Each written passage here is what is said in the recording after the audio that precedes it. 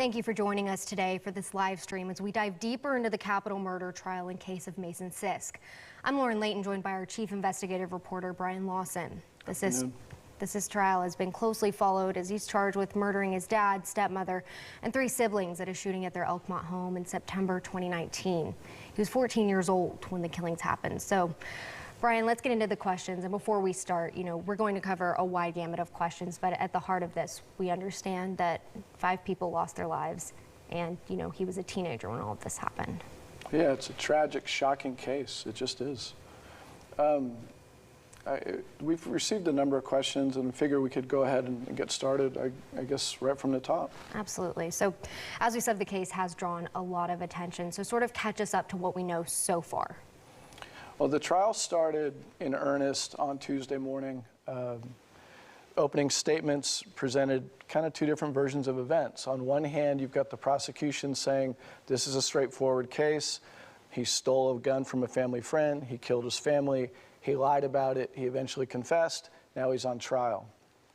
The defense, as you can imagine, said, wait a minute, how in the world does a 14-year-old go about killing his entire family when there were no meaningful signs that he would do something like that? So the tension right at the beginning was the essence of this case, which is it's such a shocking outcome and such a shocking age for a defendant. It doesn't make sense. It doesn't make sense. The defense didn't offer an alternative per se as to who did the shooting so much as raise questions about the state's version of events. And you've been in court this week, so I know you've seen body camera footage and heard 911 calls, the 911 call from Mason Sisk, actually. So can you sort of explain some of those moments? Sure. Dallas Parker, our investigative reporter as well, has been in court quite a lot this week.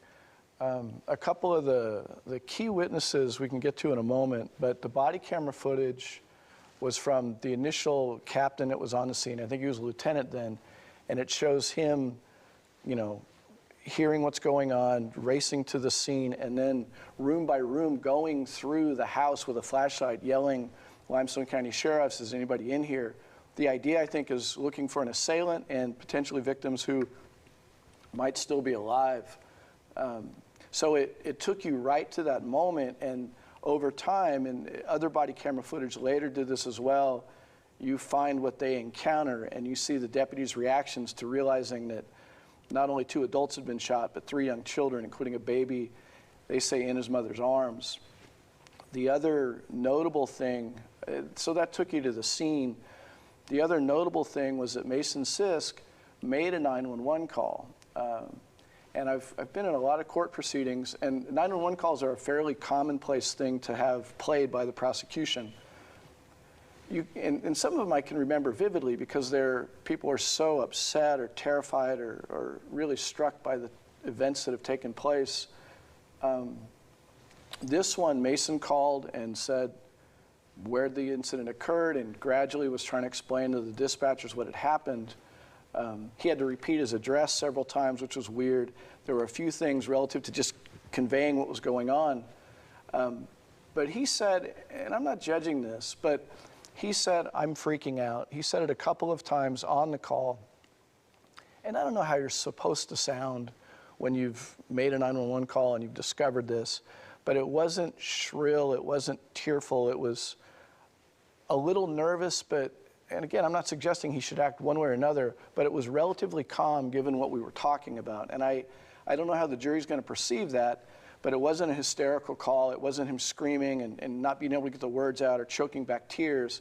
It was my family gave the address, had to repeat the address a few times, had to repeat the phone number a few times, but it was pretty measured given the circumstance. And was the back and forth with the dispatcher, did he cooperate and answer the questions, or how did that sort of, the communication aspect of that? Yeah, it was funny. It was more awkward than meaningful. Basically, the dispatcher kept saying, what's the address? What's the address? What's your name again? And he got switched to the deputies. They asked the same thing. Like, the information flow was kind of awkward at the beginning. But, he also talked about not being able to remember the phone number he was using. There was some discussion about that it was his dad's phone, and it wasn't his phone, so he didn't know the number. They asked him that a few times. But it was about getting dispatchers out there, and he did call them and did apprise them of what was going on. In the opening, however, when they get to Mason's confession discussion and some of those things, in the opening statement, they point out that he called his girlfriend, according to the phone log, 4 times before he called 911. Neither side has gotten too far into what the meaning of that is, but they definitely pointed to that his first call upon discovery wasn't that. What Mason said on the call, and this is significant, I should have mentioned this, he said he was downstairs playing video games, he heard shots, he ran upstairs, discovered his mom and dad, heard footsteps of somebody running out the door, and sort of the process unfolded from there. He discovered his sister, discovered his brothers. So he did describe what he says took place. He did offer that, but in a pretty measured way. And one other thing on the body cam, and Dallas reported this in court yesterday, some of the interaction he had with deputies was also, he seemed a little nervous when they approached, but pretty calm. And I wrote down what one of the deputies said. They kind of to each other talked about that he was too calm, that his demeanor wasn't upset enough given the circumstances, at least what they implied. And one of them said, you know, let me make sure I read this correctly, that by what he's seen, he's either going to be a suspect or he's really traumatized. Either way, it was not what they thought was consistent with what the scene that was in front of them. And the story changed from what we know before the next day arrived. Is that correct? Well, some of the timeline on what he said and when is certainly being challenged. A key piece of this is how long he was detained by investigators before he was read his Miranda rights. And they said, well, you know, he wasn't in custody, but he was handcuffed in the back of a police car for an extended period of time. He wasn't allowed to use his phone. There was discussion about how much interaction they had versus him just volunteering information about the case. Late in the evening, they brought him to the sheriff's office. At some point, fairly deep into the discussion, he was given a Miranda warning. He signed it. And eventually, according to the video that was played before the trial, he said something along the lines of, I did it. But this was after being pushed for kind of an extended period of time. And obviously, the defense is going to challenge the circumstances of that. And prosecution underlines that he's admitted to killing his family. It's a very complicated case. And, you know, all of us are relying on you and Dallas to paint the picture of what court is like every day. And I know people are wondering, why can't this be televised? Why can't the viewers interpret what's presented for themselves?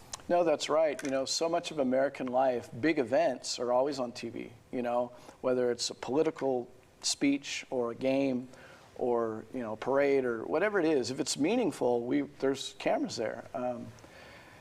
The short answer is, in theory, you could have cameras in the courtroom in Alabama. There's some rules related to it that the Supreme Court has set up, the Alabama Supreme Court.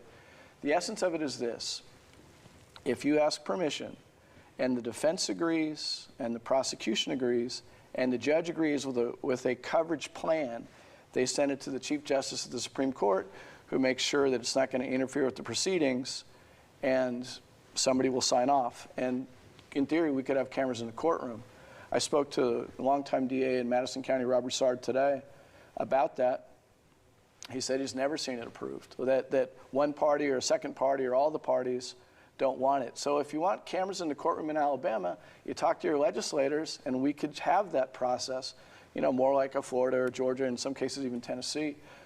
It's not forbidden precisely, but there's several hurdles that you have to get over to have it happen. And so the idea of being in a courtroom and trying to describe these very serious events and do that accurately is something we take very seriously, and try to do our best to reflect it as accurately as possible, because the stakes are enormously high for everybody involved. And, yeah, I mean, this is an important follow-up question here. I mean, he was 14 years old when this happened. He'll be turning 18 this year. On Christmas Day. On Christmas Day. So how does a child get tried as an adult, or how complicated is that to sort of have to explain when, you know, you're not the authority in the room explaining it? You know what I mean? Right. So there's essentially go through the juvenile system first, and there's a presentation made by the state that this person should be tried as an adult. And there's a couple of prongs to it. It has to do with the seriousness of the offense, the child's, you know, the minor's history, They've been in the criminal system before, and are they going to be a danger to other juveniles in the system if they don't go into the adult system? But generally speaking, when you've got a heavy-duty murder case, a murder case that isn't a car wreck, or it isn't something where you could at least argue there's an accident involved. When it's a murder case such as this, that's going to end up in adult court. We had a similar case in 2010 in Madison County where a 14-year-old was charged with shooting another 14-year-old at school, Discovery Middle School, and he was tried as an adult. But just like with Mason, that case took a few years to get to trial. And I spoke to a prosecutor in that case, and they're mindful of the age of the defendant in the courtroom. If the defendant looks like a child, it's going to be that much harder to convince a jury this is an adult who's committed an adult crime. If they're grown up and they've filled out a little bit, he said that actually makes their job slightly less difficult. He also said it's important to convince a jury, remind them that they have no say on whether this person will be tried as an adult or not. That's a decision made by a juvenile court judge based on findings well before the jury trial itself. And you mentioned in that appearances. Dallas talked about it this week. I mean, he came in normal clothes. He was not in jail clothes. He was wearing a button-down, khakis. What does that sort of symbolize of, did he have that choice? Was he told to wear that? How does that normally work? Yeah, almost always. I can't really think of an exception. If you're a defendant in a criminal case and a jury's looking at you, you're going to have street clothes on until just about sentencing, until the jury's done its work. What was striking about this case with Mason Sisk was I'd seen him, I'd seen pictures of him, and I had seen him in the jail orange, or jail outfit anyway, not orange. He was being led into the courtroom or being led to the restroom at one point, and he looked like a high school kid between classes, walking down the hallway. A little bit dressed up for school, but looked like a high school kid. Again, it just sort of underlines the shocking aspects of this case. And let's switch now to the defense, because obviously they're painting a different picture. So how are they saying all of this happened that night? I don't think they've gone that far. What they seem to be focusing on are things like this. They talk a lot about how can a 14-year-old who's had no experience with the gun that he allegedly stole from a family friend's house in Florida that weekend before the killings, how can he, with no marksmanship training or anything like that, shoot 3 people in one room, run to another bedroom, shoot somebody, run to another bedroom and shoot somebody without missing any shots, or there being, erratic behavior, or tripping, or that it was so cold and so professional, they imply that it couldn't have been a 14-year-old boy doing it, that maybe there was other elements at work. And this isn't what they're saying happened, but they're raising these questions because the job is to create reasonable doubt. So one of the issues that came up in testimony just the other day was that a family friend who says the gun was stolen from his home testified that weekend, that Labor Day weekend before the Monday where the shootings had taken place, that the father, John Sisk, was really upset, really not himself. And the family friend said, after much questioning and back and forth with the lawyers, that he was upset that because he had I guess, a significant quantity of drugs in the home, and Mrs. Sisk had gotten rid of those drugs, so he owed people a lot of money, and he was very concerned about that. What further testimony showed was that Mrs. Sisk apparently called a law enforcement agency and had them come and remove the drugs, but there was no more detail than that. But the implication is maybe this jilted drug dealer had something to do with it. But it was just an implication. It wasn't something they've laid out flat out, but they raised a puzzling issue. This morning in testimony, showing some crime scene photos, there was a downstairs bedroom, they said wasn't Mason's, where they found a backpack, a scale, and baggies used in, to weigh drugs. And again, more implication than, this is definitively what happened, but trying to raise doubt, I think. That's really interesting. And I mean, what has been said so far about if he did do it, what would a motive be? Has there been any light shined into that? Yeah, on TV, we're so used to the detectives sussing out motive and figuring out why and that sort of thing. We don't have, the state doesn't have a lot that they've said about it so far, and often in cases, in Alabama law, you just have to show you intended to kill somebody. It doesn't say why you intended to kill them. That's not an element of the charge. It helps with the jury's understanding of it. It makes more sense if you have a reason, but that's not something you have to prove. But the defense is going to highlight that sort of thing. In this case, they talked about, there was a first or second witness, was a school aide at Elkmont School who knew Mason's mom, and she said she saw him a few days before the killings, like the week before. He was sitting in the bleachers by himself. She was talking to him about school. She said, he seemed discouraged, he seemed on his own. She said, well, I hope you like it here. Very sweet lady, very kind-hearted, it seemed. He said, well, I'm not going to be here next week. What that means, we don't know, but the prosecution certainly pointed to that as there was planning going on, that he'd pictured doing something before something took place. And this is a capital murder charge. This is not a death penalty case. Explain why. If he were 19 years old, I imagine they would probably seek the death penalty. It was a function of his age. He was 14 at the time. If you're under 18, the U.S. Supreme Court has ruled you're not death penalty eligible. There's another wrinkle as it relates to sentencing. Normally in Alabama, capital murder charge is you either get the death penalty, depending upon the process that unfolds, or life in prison without parole. Because he's underage, because he was underage at the time of the offense, normally, if you take death penalty off the table in a capital murder case in Alabama, it's a guaranteed life without parole.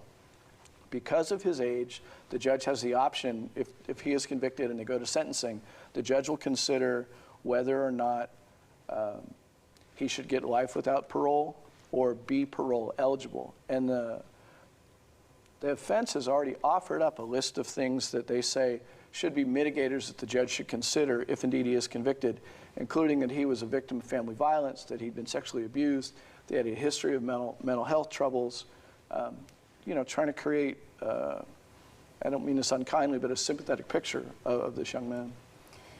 And the prosecution shown a number of crime scene photos and autopsy photos, and you've really given good detail into why they've shown those and what it could mean. And it sounds like the defense, like you said, has given details of his home life and why this possibly couldn't be premeditated or him or, so what does that evidence, how big of a role does that evidence play in a case like this? I think any of us are put in a situation where we're suddenly asked to decide the fate of somebody. Somebody says, look, this is what they did.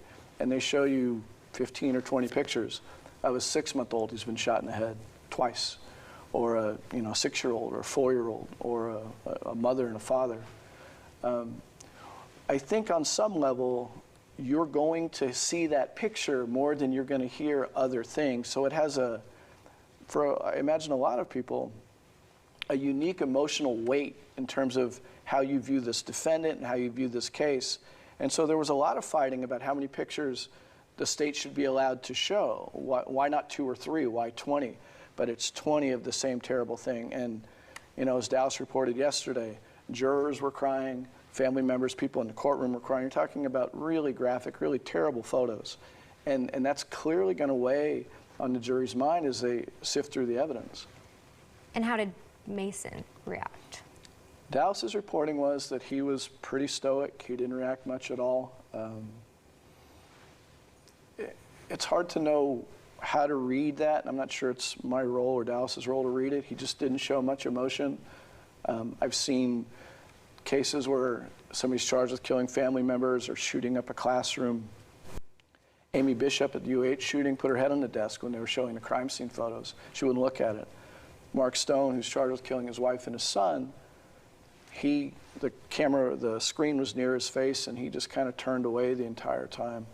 I mean, there's no way for us to know what somebody's thinking in that moment, but it's the vivid reminder of the, most terrible situation you can find yourself in, and here it is, and they're pointing to you as the person responsible for it.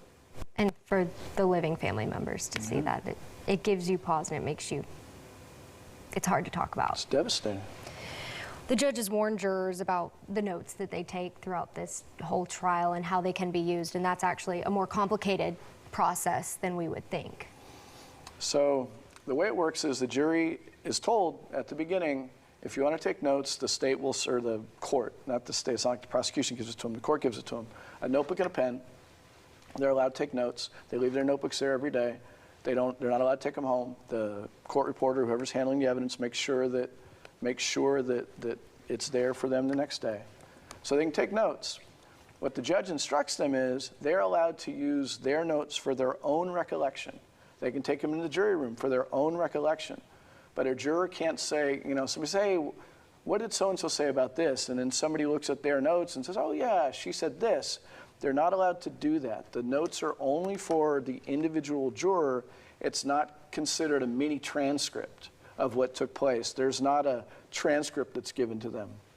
They're allowed to recall testimony. And obviously, if I read my notes and I talk about it and tell you about what my notes say, that may carry that weight. But formally, I can't show you my notes. Here's what I got for number 3. So I don't know to what extent the judge wanted to admonish them today or if it was more of a reminder. But you can take notes during a trial. There's a lot of material.